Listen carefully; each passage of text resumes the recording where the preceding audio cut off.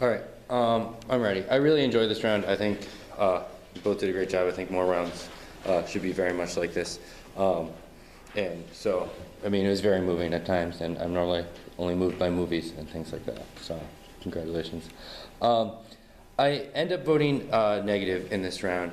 I essentially believe that that a lot of what you're garnishing as offense from the affirmative side is stuff that the negative position is able to capture. Like, they're not saying that we can't be in debate or we can't necessarily ever make claims for a quiet room to exist, but the process is how one orients themselves after having made these things, and that there's a recognition that there's always going to be other avenues to be done, as well as that able-bodied individuals are always going to fuck it up and always are at some point going to do things that are wrong and inaccessible, whether it be the lights too bright or whether there's too much sound or whether it be slowing down by just highlighting less cars. I think that all of those are examples of where it's important to be able to have what they don't use the language as survival strategy, but a way in which that self-hatred doesn't get internalized by just sort of saying I love the abuser, by being able to allow and be able to conjure sort of hate for that abuser, dislike for that abuser, so that way, you know, they mentioned that the negative mention, so that we could run, so that they could run away and hide, opposed to necessarily have to confront them with love. And I think that some of the stuff that you're saying in the 2AR, where you're saying that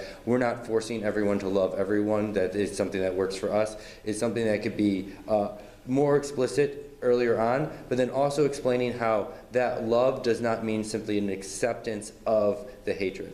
So that's sort of the first level of the link, that, or the way that they get out of a lot of the offenses. I think that they allow for that space within debate. It becomes about how we end up orienting ourselves. The links that I find persuasive in the debate are the ways in which you say that what's important about educating able-bodied individuals is that they will eventually become disabled individuals as they age. So that way, the importance about the education is not necessarily a survival for the two of you, or for people who, or for disabled bodies, but rather it is important for people who have yet to become disabled bodies, for when they become disabled, because then they will become part of that disabled movement, opposed to being able to have an advocacy, be able to have a ableist negativity that will be able to sort of say it's about us and not about them for when they become included. And so I think some of that 1AC rhetoric is hard to be able to sort of move away from in the debate, which means that it sort of becomes an appeal. And what becomes persuasive in the articulation of the alternative that you give is sort of examples of where people have said, no, stop it, this is fucked up, right? So the Eric Lanning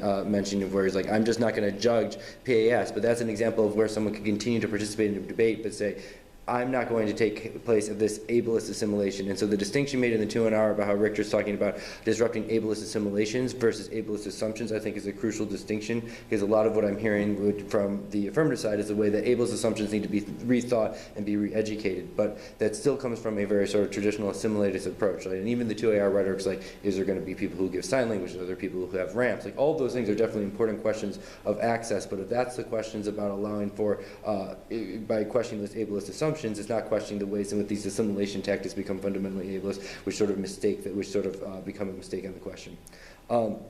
I like the hope evidence. I think that the hope evidence can be articulated more along the lines of an impossible politics, or have more of an impossible politics argument, because the argument in the 2AR where you say, don't allow the perfect to become the enemy of the good, I think is a great line, and a line that should be sort of like the bulk of the debate, is right, from when you say, when you embrace negativity, there's never that possibility for that hope, but when the 2AC and the 1AR, and still a lot of times the 2AR where you started talking about hope, is just like, well, there's a hope, things can get better, it'll be slow, but things get better, and things get better, but I think that the negative position of embracing that negativity means that as we wait for things to get better, we don't have to simply there and just sort of extend the love to everyone who continues to get in the way of making these things better. And we can call out the Northwesterns of the teams who are just sort of like, well, I'll go slow because I don't want to win the round, and I'll highlight less of the cars. That sort of action, and opposed to sort of being able to sort of question the more fundamental questions of sort of the assimilative tactics that debate utilizes in order to be able to shut down those forms of resistance identity. So it ends up coming off very much like the affirmative ends up being sort of a liberal appeal of inclusion, versus like something that ends up being more foundationally radical in this regards. And I think the questions of impossible politics and that sort of stuff would be useful in being able to further and do the analysis of the hope evidence that I'd be looking for, so that way you could get past the perfect theme, or so that way the perfect is not necessarily the enemy of the good. And I would say that that the permutation is something that I would like to see more time of in the 2 and R, but at the same time, I think that a lot of what you're saying is already answers to the permutation. So as you're giving that speech, I'm asking myself, if you never mention the word permutation, will I vote against you if the 2AR gets up here in permutation? And I sort of think that I resolved in my head that I wouldn't, because all the things that you're talking about are within that round. If it was in a round with 2 different teams, I can see myself, well, if you don't say the word perm and directly cross-apply this analysis there, me pulling the trigger. But you do that at the last second. But I think the reason why I mentioned it here is because I think that your analysis will be would be crystallized more on the permutation, because that's where they're starting to try and incorporate your negativity to just make it part of the same sort of assimilative act. And I think that structuring that around just the permutation opposed to just talking about the links and the differences allow for you to point out things that the affirmative strategies might have done that are this incorporation of just sort of loving everyone, that you could then be able to spin as some of that sort of like foundational forms of offense. I also think that when you what would be important is that when you talk about embracing the negativity, you talk very much about the ways in which that we could participate in debate. Obviously, you're in debate, right? Zach still comes to debate tournaments, Eric still comes to debate tournaments. So I think it's clear that you're not denying debate, so you don't have to spend so much time on sort of being like, we think people should be in debate. But I think that what I would like more of is like, what do you do when you are talking about, educating those high school students and things like that in relation to being in debate? And so that emerges in the 2 and C first tidbit, but sort of is not as present in the later portions of the debate that I like. And that's where you're like, when you're dealing with disabled debaters in high school, being like, yes, you should debate because of all these positive things that UNLV is talking about, but at the same time, you have to realize about the fucked up ways where it's going to keep you down and where you're going to continuously have these forms of things and how you have to rise above it. And then there's where you could explain how embracing that negativity versus embracing a love be able to create those sort of specific examples. The second link that I think that's important is the question of the super crip and the ways in which certain crip bodies are upheld as like the pinnacle of the way in which disabled politics should be advanced versus others that are not as perfectly disabled in certain ways. And so I think that grappling with that becomes important, especially if you're going to be about like, it's a survival strategy for the 2 of you, then how are the 2 of you not suddenly being pinnacled as like what's most important is the super crip identity that you identified as like, among the top debaters of, disabled politics. They identify us as that, we don't identify. Right, yeah. I mean, they might identify, but I also think that it's not just them. Like, there's definitely like, UNLV, BS, that's the disabled team on the debate circuit is certainly something that takes place. But I think that when you prioritize the survival strategy predicated on the 2 of you, what does that do for people who are not the 2 of you and how that sort of interacts, which is sort of getting back to one of my earlier comments about sort of explaining how what you said at the 2AR where we're not forcing everyone to adopt love, but it works for us. Then you could explain like how that strategy could be utilized for other disabled individuals, the students that you're coaching, how when you teach them about what love means for them, it doesn't mean necessarily loving the abuser, and so that way you could sort of slip out of some of that sort of stuff, and that way you're like, we're not upholding the image of a super crip, we're saying that the ways in which we survive as crips is something that is useful for some people but not useful for others, but this is how this model is able to become flexible and be something different, and because of the hope it allows us to be seen as an avenue that is not necessarily a singular avenue, right? And so that way you could get into like why there's needs for divergent forms of strands, and I think you could create a permutation net benefit around this. Like, this is the second time I'm mentioning the you do you, we do us perm, and I normally don't like that permutation at all, but it seems like this one creates some sort of ground. It's like, for me to negate you based upon them having a different model that I might think might be better, doesn't necessarily fully prove that your model is not good for the 2 of you, right? And so like, by saying that the best way to sort of advance strategies to change debate as well as like, create accessibility or be able to allow for different forms of positivity or love is by able to doing multiple strands of things at the same time, even if they're in conflict. So that way you sort of grant sort of like, even if we link, that doesn't matter because we need to be able to have these contradictory strategies, and them saying that we can't do it our way is the same sort of being we're not super crip enough. We are not the type of crip that you want us to be because we want to love, whereas you want to have this negativity. So that permutation then gives you a form of offense against the way that they're trying to exclude your form of organization, and then you have the net benefit of the coalitional type stuff that you're talking about, where in the world where we could do different things simultaneously, we don't have to view other people as enemies. So that way, regardless of what disability politics one advances, if one's advancing a disabled politics, that is something that shouldn't be, rejected and be pushed down. So the permutation then becomes an option that could sort of resolve both avenues of thought, as opposed to sort of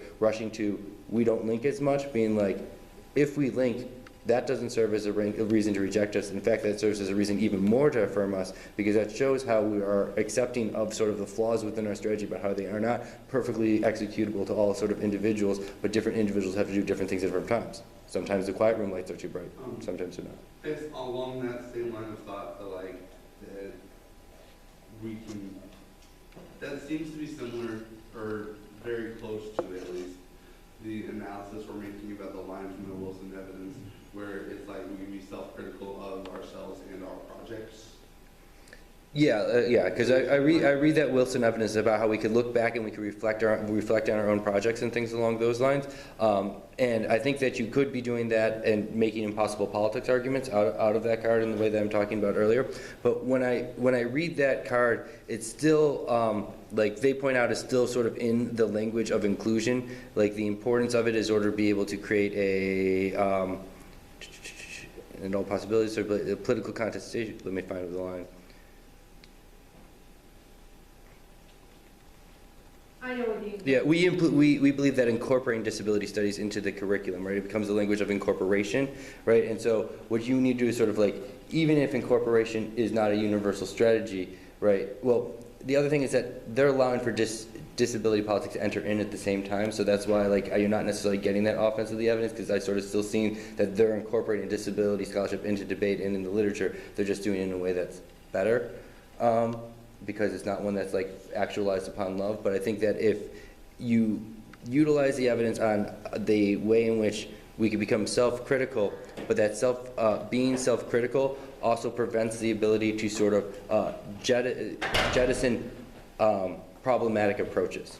So it's like when they jettison a problematic approach, that is not a self-critical form of reflection, but that's just rather a way of trying to say this is the way we have to be able to uphold these sort of identities and stuff like that.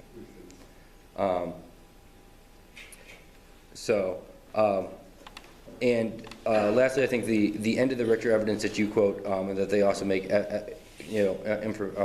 reference to is the way in which that this more pure crypt negativity will be able to actually create a form of coalitions, but that coalitions doesn't come out of just like, hey, regardless of what you do, you could become part of our movement, but rather it allows people to, when they get called out on the shit that they do that is wrong, be able to become more woken up to actually be able to change those institutions. So that seems to have that sort of internalized reflection within the system as well. So yeah, I mean, so to summarize sort of like the last point is like creating more of a disadvantage to denial of the perm opposed to just a net benefit for having the perm. Would be sort of what I'm trying to say. And the way I'm spinning hope as a net benefit to the permutation is not. It's not quite the same thing to me. Yeah, because like hope is a net benefit to the permutations. Why the permutation might be a good idea.